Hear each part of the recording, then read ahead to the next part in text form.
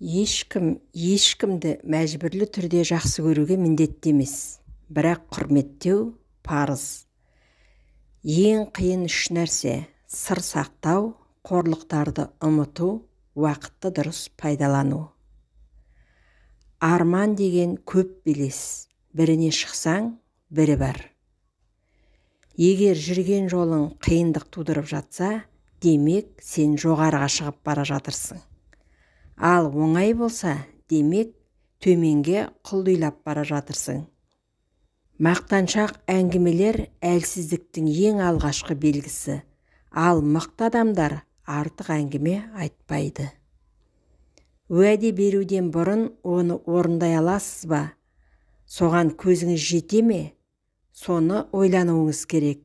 Өйткені орындалмаған уәде мойныңда қарыз боп қалады. Адамның жақсы болуы тегінде емес, тәрбиесінде, ақылында емес, білімінде.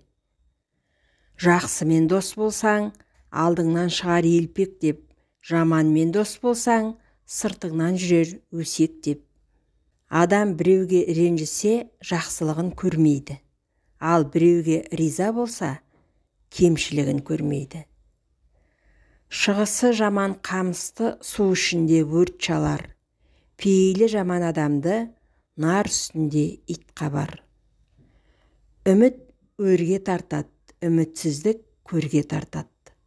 Жасырын жасалған жақсылық бағаланып, міндетті түрде өзіңізге екі себеп оралады. Күлкісі жарқын үйге бақ қонады. Шөлде қамыс, жаманда намыс болмайды. Туа жаман жоқ, жүре жаман бар. Басыңа іс түссе, жақсы көмек етеді, жаман күліп өтеді. Жақсылық терек басында, жамандық тізеңнің астында.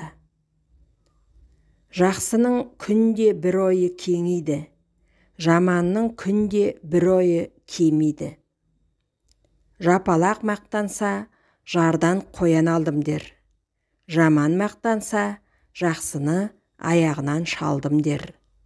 Жақсының қасиеті жарастыру, жаманның қасиеті таластыру.